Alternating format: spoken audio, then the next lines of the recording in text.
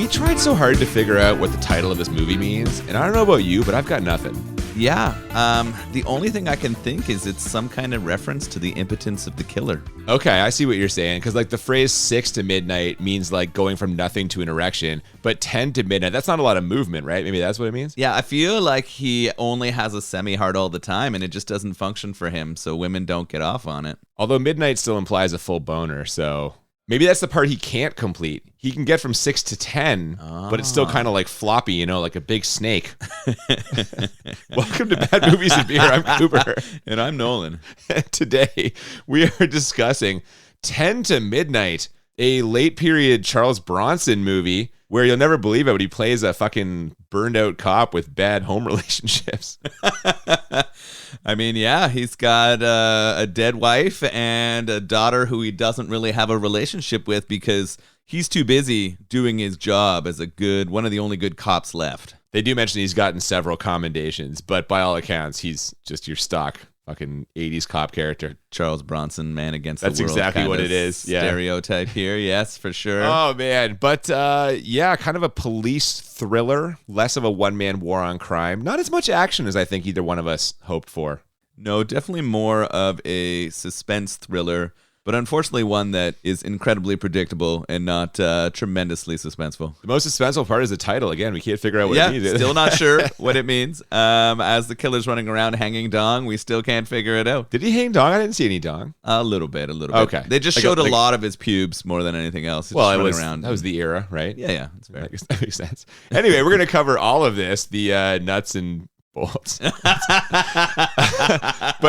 yeah, the literal nuts that you get to see bouncing around most of the time on the screen. Yeah, but first, as we always do, we like to pair a beer with the movie we were watching. And today's beer, I think this is a pretty decent connection. What do we got here? Yeah, definitely. So this one's called Midnight on the Grand.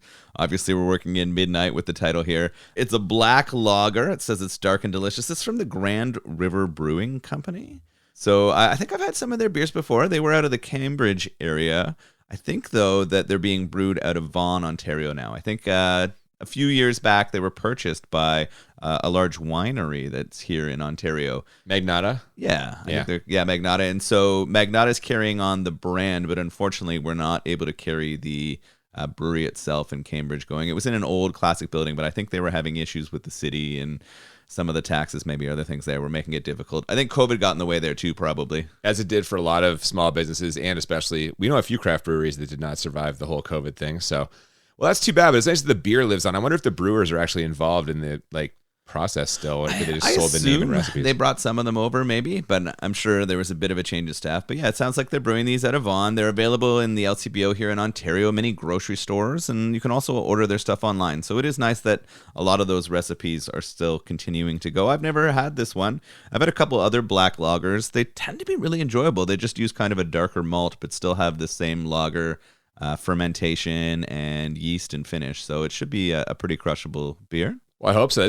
This kind of style of beers when I had a hard time wrapping my head around, because like for years, like lagers are, they're light, they're clear. When I first saw a black lager, I just naturally thought it was going to taste very like heavy and like hoppy and stuff. Not the case at all. So I'm interested to try this. I haven't had this one before, but I have had some of their other beers. I think this one might be like a seasonal offering. Like I don't think this is available right this minute. Maybe it comes back again in a couple months. I don't know, but yeah, keep your eye on it. They do have a list of regulars that are always there on the website, and then other ones that pop out through the year. So we're going to crack into this Midnight on the Grand and talk about 10 to Midnight. Absolutely. Let's do it.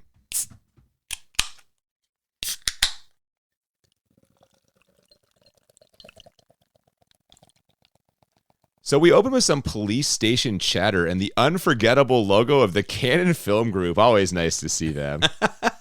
Yeah, we've had quite a few Canon films on here. They're always doing stuff that seems to hit both the bad movie and enjoyability scale pretty hard, so I'm looking forward to that. I think you kind of had a prediction. You're like, I'm hoping and thinking this might be a Canon film. I know that you went from 6 to 10 when you saw that logo pop up. I went all the way from 6 to midnight, 6 to 10. Come on. It is great to see them all this. And from there, we see Charles Bronson doing some two-finger old man typing. There's a derelict guy trying to convince him that he killed a man, but Bronson knows he's just looking for a warm bed for the night. So he kicks him the fuck out. That damn flatfoot. I hadn't heard that insult before. I had to ask you what that meant, but I guess that's an old-timey... Yeah, it's a policeman. It's an old-time term for a police. They walk the beat, so that's like, their feet would get super flat. Yeah, there was the unmistakable sound of a whole bunch of landlines being called and a bunch of typewriters being pressed. It was a pretty big racket as we entered here. We go from this like derelict guy trying to get a free night in bed to a reporter trying to get some information about a new case here. Yeah, after that old codger leaves, we find out that Bronson has no time for these shenanigans because he's hunting a killer. At least that's what he tells the reporter who's sniffing around in classic Charles Bronson style. Jerry, I'm not a nice person. I'm a mean, selfish son of a bitch. I know you want a story, but I want a killer, and what I want comes first. Cue the guitar solo. Yeah, he calls himself a mean son of a bitch too in there. It's a pretty funny line. We get that big guitar solo into kind of a weird graphical intro here. Big red letters pop on the screen, and we're starting to get a sense of who this cast is and where we're headed. Yeah, man, this rockin' opening credit sequence ends with a fairly preppy-looking guy watching a couple of hot young ladies walking out of an office building. We cut to a dream sequence or memory of this guy unzipping a woman's dress and her turning around and throwing coffee in his face. We see this literally 3 times before we cut to him in his apartment wearing some European cut briefs in a room that contains what appears to be a poster of himself doing karate. This is hilarious, but it does raise several red flags. Yeah, if those flashback sequences and him leering creepily at young women didn't tell you that this guy was our murderer, certainly the way he blow-dried his hair and had a poster of himself doing kung fu on his wall were dead giveaways to me. It transitions to him practicing with a butterfly knife, suddenly dressed, though, no longer in his nut-hugging underwear. It's true. He decides to take in a movie, and as he arrives at the theater, he sidles up to a chesty lady in line. She's friends with the ticket taker, so he finds out her name and tries to strike up a conversation during the movie. This doesn't go well for him, so I had her pretty much immediately marked for death. And sure enough, he heads to the men's room where he throws on some rubber gloves, but then he jumps out a window that is inexplicably located in one of the stalls. And to my surprise, instead of killing her, he heads to the woods naked? I'm a little confused about what's happening here. Yeah, there's a lot of stuff that goes down pretty quickly at the start of this movie. It kind of sets a pretty good pace as we get going. He heads to this movie. He does get uncomfortably close to this woman like you're talking about. He kind of like gets behind her and dry humps her a little bit as he introduces himself. Yeah, it seems like he's poking her with it a little bit. Yeah, when she could tell it was only getting to 10, so she was a little disappointed.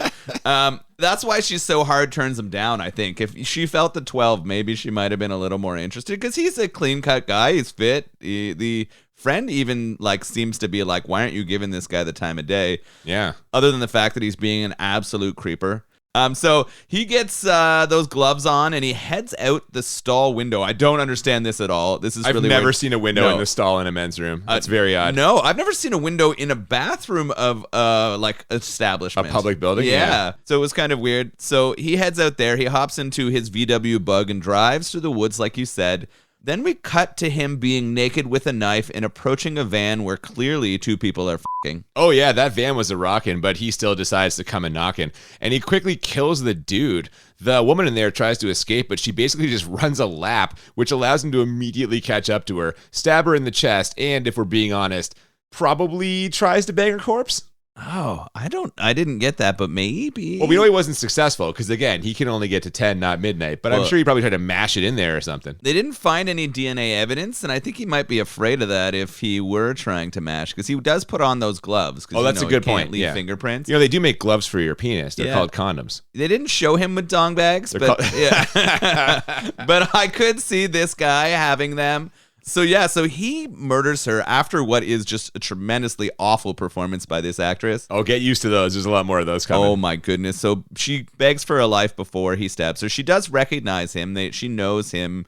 And we find out that they are work colleagues. And he's the one who had undone her dress, and she chucked that coffee in his face. And it seems like this killer keeps a list, right? If you do him wrong, he's not going to let you get away with it. It seems like he was definitely hunting her down after her for a while. But what it turns out is that movie thing was all just to build an alibi. That's smart, actually. He makes sure he talks to those girls on the way out of the theater, too, so they remember that he was there at the beginning and the end. That's clever. Yeah, he flushes the evidence down the toilet of that washroom, too. He sends down those bloody gloves and gets rid of them. So they're starting off pretty well. Like, we've got this, and we know that the next day the person investigating this murder is going to be Charles Bronson. Oh my God, absolutely. Yeah. The next morning you've got a crime scene, and obviously Charles Bronson is there. But there's another detective too, a young guy named McCann, who we quickly find out is not nearly as experienced and professional as Bronson, especially when he casually tosses his gum on the ground. And how does Bronson handle that? Yeah, Bronson's not happy. He thinks he's found some evidence from the night before. He picks it up with a stick. I'm not sure why he's not using like gloves or evidence or bags or anything like that. But he takes that gum and he puts it in the pocket of the sport coat that his new partner is wearing, this new detective, and squishes it in there so that we get a scene later as he walks away of that young detective pulling out the strings of gum from his own jacket, which is kind of funny. Yeah, man, I like that move. That's a good veteran cop teaching the rookie the ropes kind of thing, you know? Anyway, Bronson's got a theory. This dude's knife is his penis. In other words, impotence. But that's not all that's happening here. We find out in a terribly acted office scene that our killer, Warren is his name, worked with, like you said, and was probably obsessed with the girl he just murdered. Oh, God. The acting in The Office is horrible. The actress, Betty, I think the Betty is the friend of the person who gets Betty's the one who gets killed. Oh, okay. When the actress finds out Betty is killed, it is just brutal. That's her boss. Yes. Oh, fuck, yeah. Oh, my God, yeah. And then we get a bit of a commentary on the justice system, right? They're sort of saying that this guy's going to probably get out, or there's commentary about people using psychology to pretend like they didn't do it. We're definitely going to get a lot of that messaging throughout this movie here. Oh, for sure. And we hear a little bit of that in the next scene where we also get a ton of character building between Bronson and McCann. They go back and forth a bit in that way where they're kind of feeling each other out, but also becoming reluctant friends or at least gaining respect for each other. The best line is probably this one. I'll try and raise my level of performance. That shouldn't be too hard. That was fun. Yeah. And before you know it, Bronson finds himself in his old neighborhood. Now, unfortunately, he's going to have to break the news to a couple of his old neighbors that their daughter is now dead. Awkward. Yeah, he was just lecturing his new partner on how to keep it non-personal and to just deliver the information until he finds out that his daughter grew up with and had hung out with the girl he just found murdered. So he has to break it to old friends that their daughter is no longer alive, and they spend quite a while in that house. They kind of get reacquainted on the porch, and we see a scene where, I don't know, it felt like forever. He comes out afterwards and walks back to the car, and he has told them he's going to find the killer. This is on him now. This is personal. Oh, that's a Bronson promise. This is exactly what he told the young cop not to do, but he's doing it. And from there, they go interview the girl's best friend looking for leads. But unfortunately, it turns out that the murdered girl was a little bit promiscuous. Never a night someone wasn't calling, her best friend says, before listing off like 50 guys the dead girl slept with. Seriously, Bronson has to go to the car to get a second notebook. The list is so long. Yeah. No, that's not true. There is a lot of shaming going on here. They're definitely making a commentary about women who are getting murdered because they open their legs too frequently. And I mean, it was the 80s and that kind of thing was too common in the movies, but we even see some of that in some of the more recent movies we talk. We actually had a bit of a discussion about this. This comes up far too often than I'm comfortable with. Yeah, the ladies get short shrift a lot, and that was an unfortunate thing that was happening and probably still happens in a lot of places. But man, yeah, they're really heavy-handed with it here, just not condoning that at all. It's not great. And then they transition to like interviewing her friend, and her friend is wearing maybe the shortest shorts I've ever seen. Her were peeking out the sides of her shorts. And there's nothing wrong with that. No, and it was fine. But I feel like they were like passing along that message still just through physical actions. I was like, oh my gosh. Those were some world-class 80s shorts, just cranked up, the super high waist. But yeah, they were basically, everything was peeking out. From there, we get a funeral scene, which the killer, Warren, is there watching because, of course, he is.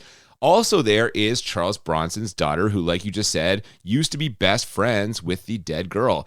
And I don't know about you, but anytime someone related to Charles Bronson shows up in a movie, I start getting real nervous. Yeah, we know where this is going. We know that she is going to very quickly become the target of this killer, and that Bronson is going to have to step in before it's too late.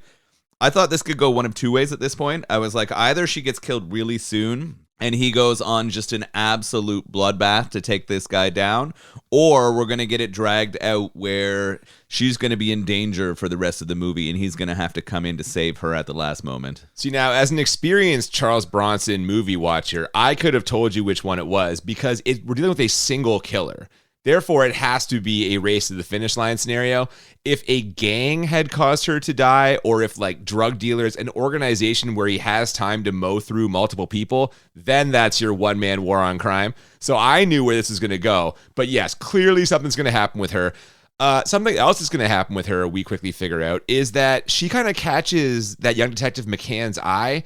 And I laughed right then because they just could not lay this out any clearer if they tried. Yeah, we knew where it was going. The relationship between Bronson and his daughter isn't a great one, and he kind of needed an in, and his new partner was the way to help pull that back again. And so that's where it was going to be a bridge to bring them together. Hold on. Do you think Bronson's like pimping out his partner to try and establish a relationship with his daughter? Or do you think it's happening coincidentally? Oh, no, I think he did it intentionally. Oh, I don't know, man. Although he does leave. He's like, oh, I have to go. You two talk for a minute. Yeah, I think Bronson intentionally used his young partner, his like handsome young partner, to help build a bridge with his daughter. The partner's the guy who is like telling her how awesome a cop her dad is and defending her dad. She's the one shitting all over her dad for not being involved in her life, right? So I think there's some intention in what Bronson's doing here. I mean, it's very possible. Now, obviously, this all ends up happening later, their romantic relationship and all the talk about how good a cop her dad is. But first, we hear the dead girl's father mention that his daughter kept a diary with the names of all the guys she slept with. Too many, he says. And again, so much slut-shaming going on here. Mm-hmm. Way too much of that. The killer very quickly exits the funeral, though, and heads straight to the apartment. He needs to have that diary so that he can see what kind of shit's written in there about him, because he knows that if she wrote everything down that happened between them at the workplace, he is going to be a prime suspect. Oh, yeah. Once he overhears the dad mention it, he takes off. Now, he doesn't have much time to look because her old roommate comes home, that lady from the interrogation earlier. And once she gets home, she starts making Brinner. You like Brinner, Noel? Absolutely love it. I am an eggs and bacon at all times of day kind of person. So, yeah, she gets home. She takes off her funeral dress. She's wearing like a one-piece underwear. Yeah, it was like that's what I can describe it as, like a cotton swimsuit. But it wasn't a swimsuit. It was just underwear. It was very strange. Kind of lacy at the like bra and underwear area, too. But not enough to be lingerie, I feel. Just kind of more like a... I don't. It's really odd. I've never seen anything like it before. No, it feels like just an 80s thing. But she's walking around this. She grabs a robe to warm up a little bit, and she's getting hungry, so she's going to make herself some eggs. While she's there, though, in the kitchen making those eggs, who pops out to surprise her? Well, it's the killer, of course. Fully nude. He's going to stab her, which he does. And he hurries back to the bedroom, pries open that bedside table, and finds a box marked My Diary. He rips it open only to find that it's empty. And to emphasize how shocking this is, they do a hard zoom on the empty box and make like a loud whirring noise. I couldn't believe how heavy-handed this was, but then I remember that this is a canon release, so, you know. It was incredibly heavy-handed. I was shocked that he was naked again. Like, in the first murder, I was kind of like, well, he knows they're both going to be naked, so maybe he's just joining them. This is like part of it. He just tries to put people at ease or fit in when he's doing it.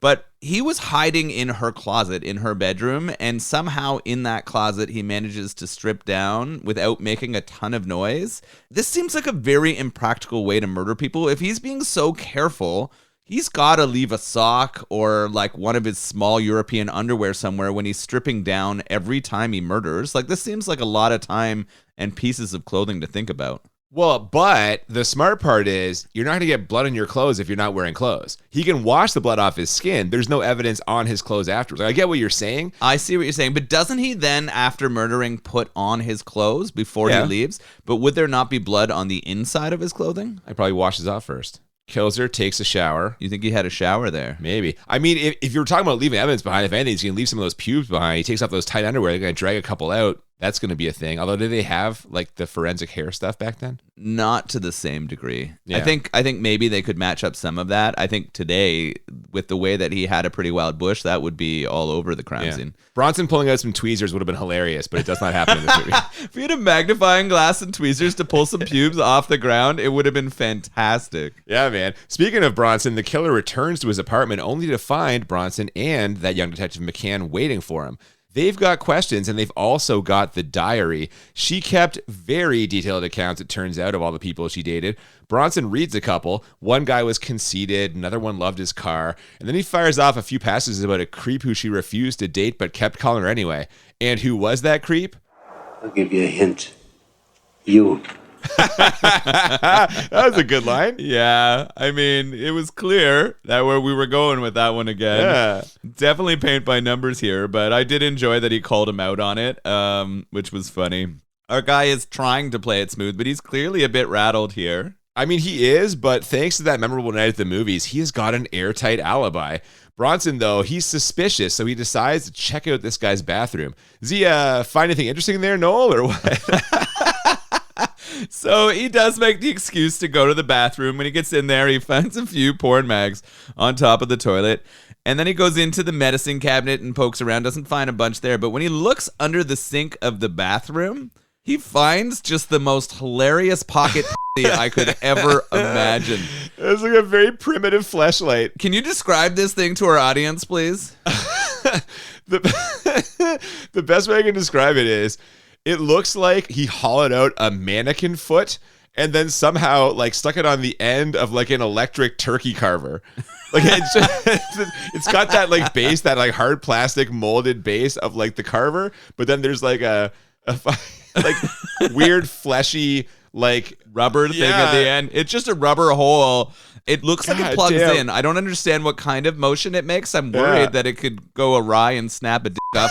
Maybe this is why he can't get to 12 anymore. Maybe he injured himself using this pocket. Oh, it's a mishap. It's an accident. Yeah, now it was a pocket mishap, and he just couldn't sue because it was too hard to lock down that company. Maybe or it's embarrassing. He's going to go to court and explain what he's using it for. Jesus. So I think that's what's happening. I mean, after this, they kind of leave. They kind of put him on notice that they're considering him a suspect and that he needs to watch himself. What's hilarious, though, is I don't see our Bronson character stuff that giant pocket pussy into his pants or his shirt here. But he's got it. He somehow takes it. I don't understand. Oh, my God. This is great. After the police find the body of the dead roommate, they decide to bring this guy Warren in for questioning. And he sure seems suspicious and also like a terrible actor. But those girls from the movie theater verify that he was, in fact, at the movies the night the first girl was killed. However, that doesn't stop Bronson from going full tilt here. He accuses this guy of never sleeping with a woman, of killing God knows how many women, and he even pulls the fleshlight out to wave it in his face. Warren, do you recognize this? Leo, what's knock that, it off. Warren? You ever seen one of these before? What's it used for? What's the matter? Cat got your tongue? It's for jacking off, isn't it? This is just vintage Bronson, and I am loving every minute of it. This scene here is actually quite good. You love the scene where they have someone and they're being interviewed and the police go overboard. Like these are really, really good. He pulls out pictures of the dead women and he shoves the guy's face in them. Bronson knows. Bronson has determined that this is the killer and he is sure of it. And he is going to make this guy go down for it no matter what. Oh, yeah. He's got this whole thing figured out. And we're only like 30 minutes into this movie. Like, he's got it. Yeah, done. It's locked. He didn't really need that much evidence. I guess he can just tell by the creepy things he read in the diary and the fact that this guy has a pocket pussy. I mean, we talked about women being shamed for multiple partners. Yeah. I feel like there's still a shame. If one of us owned a pocket pussy, I feel like we would get shamed from our friends or relatives. I totally agree. But I think that's just because... Like, you know, it's not hard to use your hand, you know, to go that. You think it's just lazy? Or like, what do you need that you can't just get from like your hand? Why do you need like an apparatus, you know? I don't know. I've never used one. It could be great. Well, I tell you what, man, if you want to take one for a spin and get back to us, I'm sure we can all I don't know, but I would feel judged. That wasn't conveyed by my tone. I don't know what it is. So, as we said, he's completely correct about who the killer is. The problem is they just don't have the evidence, no matter how much Bronson protests. The captain tosses it over to McCann, but he basically sells Bronson out before a chance encounter with the daughter sways him to the other side. See, Bronson's daughter remembered Warren from the funeral and recalls the dead girl being scared of him and him saying he was going to get even with all the women who wronged him.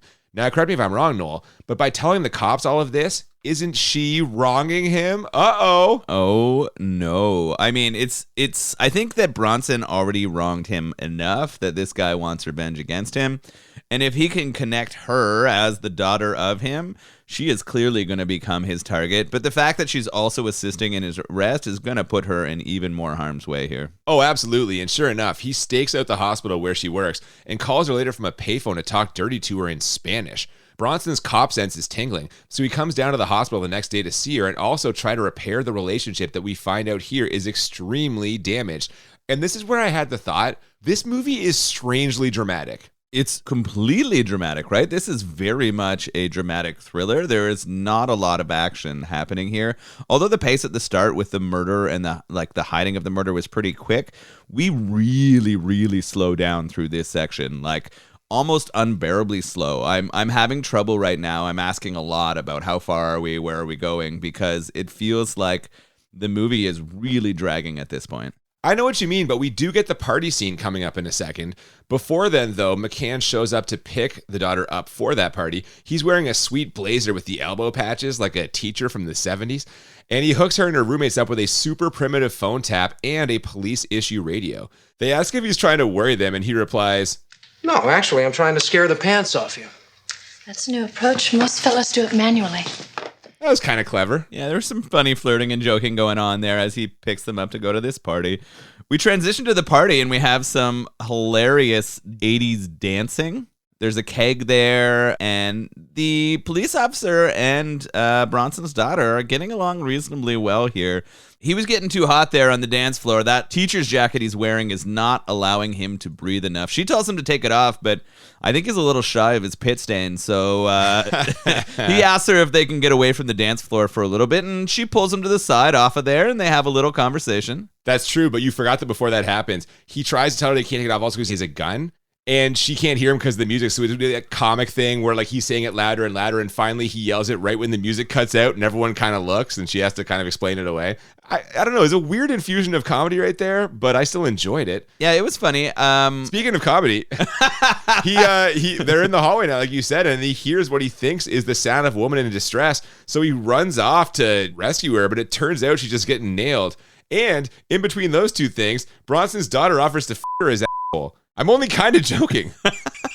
Yeah, this whole sequence is pretty hilarious, right? We hear the woman kind of screaming, and he runs in, and he can see that what is clearly a doctor having sex with a nurse here. They might be in between shifts. They're still kind of wearing their scrubs. They stop when he runs in with the gun, but he says, I'm sorry, and he quickly closes the door. But before he's out of there, we see the doctor shove the nurse back down onto the bed to continue f***ing. It's not an aggressive shove. He just kind of like steers her back down there without saying a word. We both laughed at that. That was funny. Yeah, she didn't seem to protest, though. She was happy to get back at it. But you're right. Out in the hall, she offers to check his prostate. It's got to be like an innuendo. The right? whole time, though, I'm laughing because she's shoving hot nuts in her mouth. She just keeps eating nuts as she's offering to finger his ass. I don't know why that's funny, but I am laughing right now. The killer calls again as McCann is dropping her off. They manage to get a recording of his voice, but he's using a truly awful Spanish accent that means it's not going to be enough to put him away on its own. So Bronson's got to do some more digging. He checks out some crime scene photos before heading down to the lab to get some voice analysis done. But what he's really doing there is getting a syringe full of the victim's blood to plant some evidence because he knows in his heart that this guy is guilty. And I'm genuinely curious, how do you feel about him doing what is essentially dirty police work? Yeah, this was interesting. I do not feel at all for our killer. We know he's the killer. It's clear that he's guilty of it. So I was kind of on Team Bronson here. I was like, make sure this guy goes away, because if he doesn't, we know he's going to kill more people. Okay, but is that because you know because we know he's the killer? Yes. If this was a real life scenario where you don't know, but the cop is sure, how do you feel about this? There's too much risk for error. Right? Like, how many times has someone known they were sure and put away the wrong person because of bias or other bullshit? So you're not on Team Bronson? I am in this situation, but I'm not a fan of that move. What we find out, or what we're going to find out soon, is that his partner, newer to the force, younger here, he's uncomfortable with this too. He finds out through a little bit of digging what Bronson did, and he knows that if he has to testify about this, he's going to have to perjure himself to make this guy go down, and I'm not sure that he can do it. That is a problem that we do face a little bit later. Before that happens, though, it turns out the voice on the tapes is a match, which is enough for them to hold him for about 30 days or so. Now, Bronson is counting on them finding more evidence in those 30 days, like, I don't know, the clothes the killer was wearing the night of the murder, which just so happened to have traces of the victim's blood on them now. So they're going to book Warren for murder one. And how does he handle that? You dirty shit!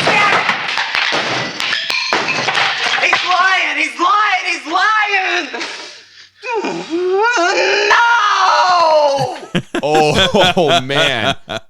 This was a tantrum of the highest order. He freaks out. He smashes the chair he was sitting on against the wall. You should be allowed to use those moments in a trial to show guilt. Yeah. Right? Like that moment told everyone in that room that he was guilty of those crimes. You wouldn't throw that tantrum unless you had been caught. And that really should have been evidence that was allowed to be admitted into court. It also should have made those lawyers who were defending him kind of question the legitimacy of their actions, but, you know. Well, I mean, they're paid to do a job, man. What do you want to do? But I agree with you on one level, which is this seems like a slam dunk now. Like everyone's feeling confident about this, but Warren's lawyer is claiming, correctly as we know, that the evidence about his client was planted, and he even harasses McCann about it the next day. This is where we get the thing you're talking about, where he's nervous about testifying. Thanks to that earlier exchange that McCann had with the lab tech guy, he has got his suspicions, and after talking to him again, he does realize that Bronson almost certainly planted the evidence. And this, to your credit, is the moment where you totally mapped out the last half hour of this movie perfectly. Like, you nailed what was going to happen from here out. Yeah, it was really, really clear at this point what was going to go down. And kind of frustratingly so, right? If this had more action, like if there were more of Bronson kicking ass. I remember when we watched Murphy's Law, there was a lot more sweet action in the last third of the movie. Yeah. And I was hoping that that's where we were going to go with this, but it really is just going to become more of like a mental battle between our Bronson character and our murderer. Yeah, but kind of advantage murderer right now, as it is time for the big courtroom scene. Now, I do think his lawyers are considering the idea that he's guilty because they kind of start steering him towards maybe pleading insanity, not thinking that Bronson's partner will actually tell the truth. But after a tense back and forth in which Bronson admits to McCann that he did plant the evidence, it becomes clear that McCann is going to go up there and expose the whole thing because he took an oath. So Bronson is like totally fucked now, right? Yeah, absolutely. He knows that this isn't going to hold up in court. He knows he's going to get outed, and credit Bronson, he does the right thing. He actually goes to the judge and the lawyer and the DA, and he admits to tampering with that evidence. He admits to planting it. Bad timing, though. The guy's in the middle of his opening speech, and Bronson's like trying to wave him over. The guy's like in the middle, like, what? It was actually kind of a funny scene where the guy's trying to lay the groundwork for the case, and Bronson's standing there at the courtroom, like swinging door, waving his hand over, and he's like, what the fuck, Bronson? Yeah. I'm trying to get my jam on here. Well, he's really saying what the fuck Bronson in a second because, yeah, man, he blows the whole case up. But hey, at least his relationship with his daughter is improving. They're having a drink together, or several in her case. But hilariously, it turns out they're upset for different reasons. Bronson is understandably mad about the killer who's back on the streets, but she's just sad about McCann. Yeah, the guy that she did give him a kiss too before they finished off that night together. She was kind of falling for him, and now she's pissed because he didn't back her dad. Right? Like, if you want to get in her pants, you gotta, even though she has a tough relationship with her dad, you still gotta back him. You need daddy's permission. Yeah. Yeah. I think daddy does approve, though. I think this is one of the people daddy's like, Well, according to you, daddy set the whole thing up. I think he did. I think he was fine with Why it. do we keep calling him daddy? It's weird and uncomfortable. You just don't like picturing Bronson as your daddy? Oh my God, I would love if Charles Bronson was my father. Anyway, daddy ends up taking her home and tells her to call him immediately if Warren calls again. But it turns out that night he's the one getting a call. Warren promises this isn't over and he'll be coming for him. Be seeing you, Mr. Kessler. Likewise, Mr. Stacy. I just love how Bronson starts fucking with him after this. Yeah, this guy did not know who he was fucking with. This is very much where it starts feeling like Taken to me. Oh, yeah. That dad sort of thing. And I could definitely see where the Taken movies are. Oh, it's just Liam Neeson is our generation's Charles Bronson. Yeah, I can definitely see the inspiration coming from these kind of movies.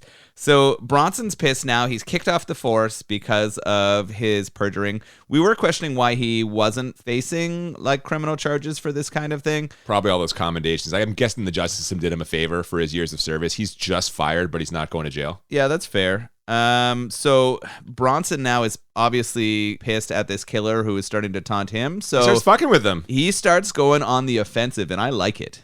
First of all, he goes to his work and he starts posting pictures of the murdered girls at his work.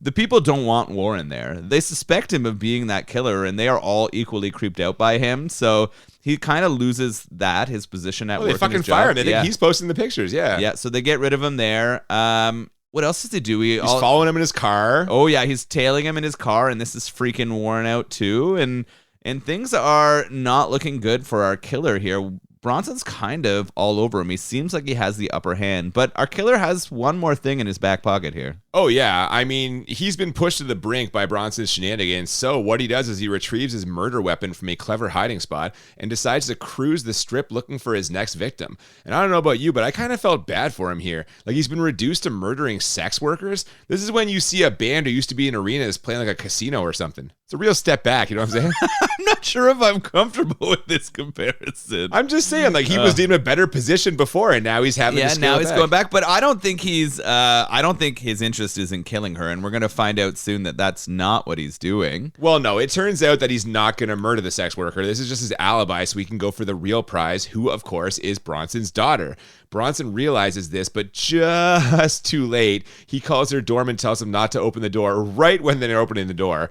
And the killer busts in there and quickly kills 2 out of 3 roommates, then gets the turkey on the one with the most lines. Meanwhile, Bronson's daughter hides under the bed, which causes her to avoid the roughly 10 straight minutes of male ass that the rest of us see. It's a lot of this guy naked. Yeah, all from behind. Well, no, there's a little bit of frontal shots where they use convenient objects to block his dog, which is kind of funny. The Austin Powers thing. He's walking by like a hospital that's got that railing, and the railing is just blocking his Yeah. You can see directly above and below. That's kind of funny. It happens with the bush in the very early parts of the movie, too, where they just use objects to block his so that they can keep it the rating that they have.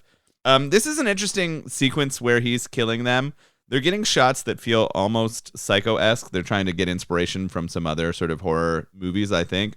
And she's hiding under that bed, being quiet. I'm wondering why she doesn't try to escape earlier. We couldn't figure out the layout of the room. I feel like he was like vaguely close to the front door so that it wouldn't be possible. It's risky. So she's hiding under there. He does eventually discover her. He moves the bed out of the way, and the two of them are kind of facing off against each other.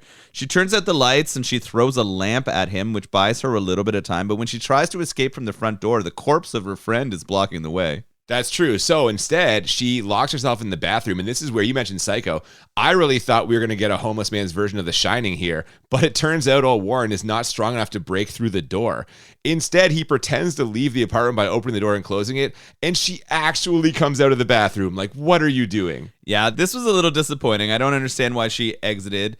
But to her credit, she did exit after plugging in a hot curling iron and getting ready to have a weapon of her own. Warren kind of grabs her from behind, but then she smokes him in the face with that curling iron and actually does escape. She gets out of that door and starts running away. Yes, in hindsight, I'm actually glad this happens because it leads to our three-way chase through the streets of LA. We've got the daughter frantically running for her life, the killer, who we know is in fantastic shape, very slowly gaining on her while his balls flap in the moonlight, and Bronson shuffling along like the old man he is, but still inexplicably getting to his daughter before the killer does because this is a movie. And this music, oh my God, dude. Holy fuck. This whole foot chase scene is just hilarious and awful. The fact that he doesn't catch her and kill her before he does is amazing. Like, I don't understand how that was even plausible. More unplausible is the fact that Bronson somehow takes a better route and gets there, because when we see him trying to run, he is not even breaking a sweat. He's not moving hard enough to chase anybody. He's like Danny Glover in Predator 2. There's a fucking throwback all the way back to our second episode. Oh my God, yeah, he runs like Danny does too. So it's hilarious. But somehow he gets there just before she's about to get stabbed. He pulls the gun on our evil Warren character, and we have a little bit of a standoff here. His partner shows up in a car almost immediately after he gets there too, convenient timing, and they get his daughter safely away.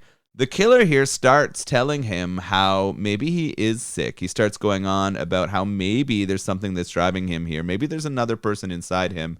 And we know what's happening here. We're getting a commentary on the justice system again. This is probably about the 5th time in this movie, right? He's telling him that he's going to be out in 6 months and it's not going to be a problem. And then he's going to come after him again. Is our Bronson character going to let this stand? Well, I was going to say, this is the problem with this plan. It's a good plan on the killer's part. This frantic monologue is basically setting up his insanity plea, but he forgot one important detail. He's talking to Charles Bronson. All you can do is lock me up, but not forever. One day I'll get out. One day they'll get out. That's the law. That's the law. That's the law. And I'll be back. I'll be back. You'll hear from me. You and the whole fucking world. No, we won't. And he shoots him in the fucking head. Bronson. Yeah, there is like all these cops kind of surrounding the scene. Like Bronson should have done this before the other cop cars showed up. He could have plausibly sold that he was defending himself in front of the other two when the guy had the knife. How does he explain this motherfucker away when all of these cops see him just murder this guy on the street? I'm not saying this Warren character didn't deserve to die. In fact, I was happy that he got taken out here at the end as someone cheering on in the audience. I want the serial killer to go down, but it definitely felt like a rough decision and rough timing to take him down here. Well, I don't know if you noticed, but we just go right to the credits at this point, and the last shot in the credits is a long shot, but you see Bronson fucking holding his arms up to get handcuffed because he knows he's going to jail for fucking murder. Ooh, I missed that. Yeah, if you watch it again, his hands are up, he's just waiting to get cuffed, but his partner's kind of, they don't actually put the cuffs on him, but he's got his arms in that position because, like, he's not a cop anymore. He just fucking blew this guy away when he's already in custody, so yeah, man, he's going down. But to your point, serial killer's got to lose, and he does it in pretty great Charles Bronson fashion. Yeah, just that quick quip. I was picturing, or I think the room was picturing the audience clapping at this moment. Oh, 100%. Right? Yeah. They were expecting everyone to burst out and clap and give them that high five that they deserved. They were definitely going from 10 to midnight at this point. Like, this was that point in the movie. I mean, you want the payoff in every movie, but the writer's room, this was their for sure. They're happy with this one. We talked about this in Murphy's Law, right? Like, he had a good end line in that one also, or like I guess close to the end line. And it's a Charles Bronson staple. He just gets the last word and then he fucking blows the person away. And then in this case, we are literally right into the credits and that's it. So I don't know, man. Like, it's a Charles Bronson movie through and through, but in terms of how it compares to other ones, you've only seen Murphy's Law, but I've seen a bunch. I guess we will cover that right now. Why don't we go to our ratings? So the way we always do this, we rate the movie on a scale of 1 to 10 two times, 1 to 10 for how bad it is, 1 to 10 for how enjoyable. And the goal is to find movies that are a 10 out of 10 on both scales, or what we call the Crit 20. And for me, I don't think this is a bad movie in a lot of ways. Like, in several ways, this is actually kind of a well-made movie. The acting, however, is not one of those ways. Almost everyone in this is terrible, and it makes it very difficult to watch. Also, like you mentioned, the pace, very slow at points. And I know some of that is the era and the style of movie, but there were definitely times that this dragged. I love Bronson. Bronson's always good, but this is by no means peak Bronson or even peak late period Bronson. I kind of mentioned the end line. It's enjoyable, but it's not really a good one-liner. He's kind of just like delivering regular lines, and just his delivery is kind of carrying the load. But I would have loved just a real good zinger, and he doesn't really have one. So with all of this in mind, also I should mention his age. That's a bit of a liability. He's once again like 70 years old, and it really showed in the running scene. That was a tough one to watch. Yeah. So yeah, like, I don't think it's a badly made movie, but there's a lot that kind of distracts, let's say, or there's a lot that's not executed well. So I have this as a 7, not like super bad, but not good enough where I'm putting it on the other side of 5, you know? Yeah, that's fair. My biggest sort of takeaways for this were the acting was really bad. I didn't think that the Warren villain character was a good actor. I thought that he was a struggle. I thought that all of the women that they featured in this did incredibly poorly. Yeah, man. Jeez. His daughter's okay. His daughter's pretty good. Actually, that's true. His daughter is not bad. Bronson's fine. Bronson's partner is also okay. So the three of them kind of carried the acting load. The pace was a challenge for me. The paint by numbers or obviousness of the story and where it was going to go was a bit frustrating. Yeah. It was a thriller, but it didn't have me on the edge of my seat. Mm-hmm. Right? Like, I kind of felt like I knew what was going to happen. There wasn't that sort of tension of where there was no red herrings. There was no, like, something else is going to happen. I didn't feel like the stakes were really there for the characters that they had made me care about. They did do a good job of making me not want his daughter to die and wanting to have that happen. So that was good. I thought the sound and music were way overdone too. The music's just weird. It's all over the place. And we have that weird kind of like relaxed, sort of almost like classical piano mixed with like up-tempo 80s fucking rock with like some synth in there. It comes at odd times. Very strange. Yeah, it was strange. The fact that the title is unclear, I don't know why it's there, is a bit of a problem on the bad. Yeah. The old-fashioned beliefs about women and their sexuality was a little bit troubling too. Well, that's more of an enjoyment factor for you, I feel. Yeah, Doesn't mean maybe. the That might have movie's been there. bad. It's hard because they transition over, and I did feel like the makeup wasn't great. I felt like they did a decent job of not showing the stabbings because they couldn't make them look they're real. working around it. Yeah. Yeah, they were working around in kind easier. of an effective way, but I didn't love the blood splatter. I didn't love that he was covered in blood but not dragging it anywhere. Like he's walking around after just murdering someone and he's barely like bringing any blood with him. Gotcha. Some of that stuff was there. I had it as an 8 bad. That might be a little bit harsh, but that's fair. It wasn't a poorly crafted movie. Yeah, that's what I was trying like to say, it was well edited. There were some decent lines and like it did what it was supposed to do. I think they achieved what they wanted in this. I think it just as a timepiece doesn't hold up to the kind of action thrillers that we watch now. Right? It almost gets more of a bad rating from me because of the pace and the age of the movie. And I know that's not always fair, but that's just how I feel about it. Well, I think we had the same comment when we watched Black Christmas. I think it was the same thing as like it's again structurally well made for the time, especially as well. But like compared to modern stuff, it just loses some of its luster because of the pace and whatever else. You made a great point, I thought, about how it is a thriller, but when you know what's going to happen because it's so paint by numbers, it removes some of the suspense. That's a really good point by you. I'm going to leave mine as a 7, but like I think the 8's totally valid. How about enjoyable? How enjoyable did you find this movie on a scale of 1 to 10? Yeah, I think some of the things we just mentioned definitely affect how much I enjoy it, right? The pace and how obvious it was made me not really feel super tense throughout, so it was a bit of a challenge for me. I did laugh at some of the ridiculousness and some of the Bronson lines. I wish there was more action. I think to Murphy's Law and that really sweet fight and shootout in the elevator, Yeah. I would have loved to have more of those pieces in here, and I think that took away from my enjoyment, the fact that it was slow, the fact that it was predictable.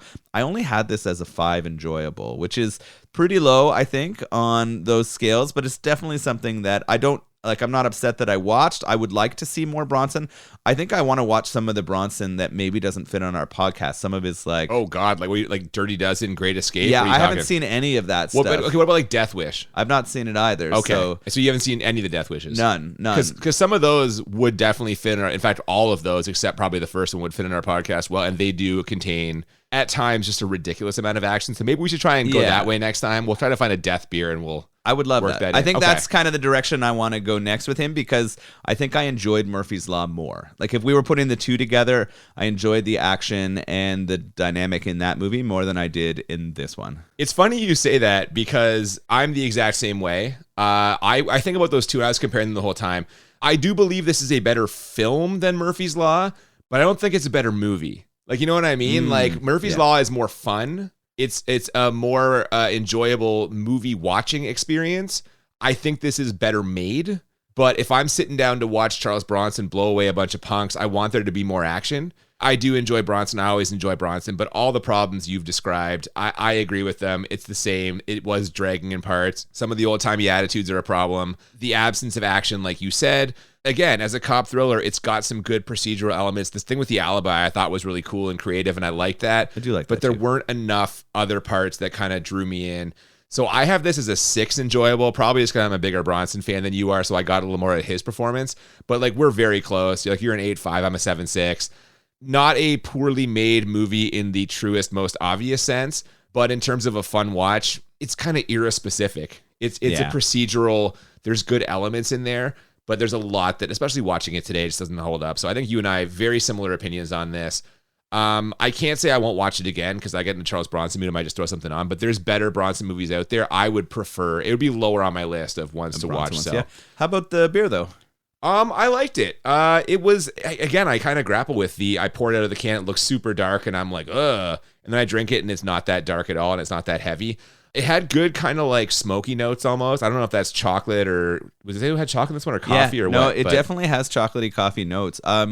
I think this actually has more of those notes than some of the other black lagers I've had. Yeah, that's what I was going to say. Like it's still by no means like thick or heavy, but it reminded me more of like a stout or a porter than a straight up lager. Yeah, it almost reminded me of a lighter stout rather than a lager, which is interesting. I don't know how some of the other black lagers, which I've had, tastes so clean and fresh and not like a stout. I'm not sure how you keep the color, but don't take those sort of more burnt notes, because you have to use burnt grains to get the color. Yeah, well, the one we had at Christmas when we watched Black Christmas, the one from Cured Craft, was what you're describing. It was very clean and fresh, and I'm like, it doesn't jibe with the way it looks. I don't know. Yeah, this jibed more with the way it looked, and Yes. and I think that that doesn't take away from the flavor enjoyment. I actually quite liked it and would drink it again for sure. I enjoyed this version of a black lager, but it sort of fit better with what my brain and eyes kind of work together on drinking a dark beer. Yeah, well, I enjoyed it as well, so we'll have to hope this one comes back from the Grand River Brewing.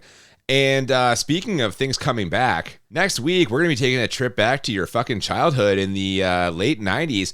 We're going to be watching a little horror comedy called Idle Hands. You've seen that, right?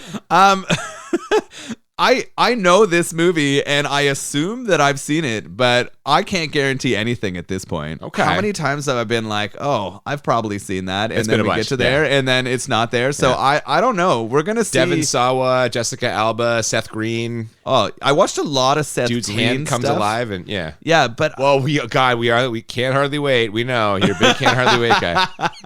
Fuck. oh yes, yeah. Yeah. I mean, you can't be upset at that movie. It's It's a great. poor man's American Pie. We've already talked about this. yeah. Anyway. So yeah, well, we'll find out if you've seen it, I guess, next week. But hopefully we'll enjoy that one. If nothing else, I'm sure there'll be some nostalgia, maybe some laughs, maybe some scares. And I promise you this, we're gonna have a fucking great beer for that one. So that'll be an enjoyable time for both of us, if nothing else. Before then, if you have not already, please follow us on social media at the BMB Podcast on Twitter and Instagram. Yeah, feel free to send us an email, thebmbpodcast@gmail.com. We're kind of wrapping up this third season now, and we're starting to make plans for our fourth season. So we would love some suggestions for either beers or movies, or a combination of both. Definitely hit us up. We always love to hear from you, and we hope you'll join us next week for Idle Hands. Until then, I'm Cooper, And I'm Nolan. and we'll see you next time on Bad Movies and Beer. Keep those boners hard at midnight and not 10. Bronson is back on the streets.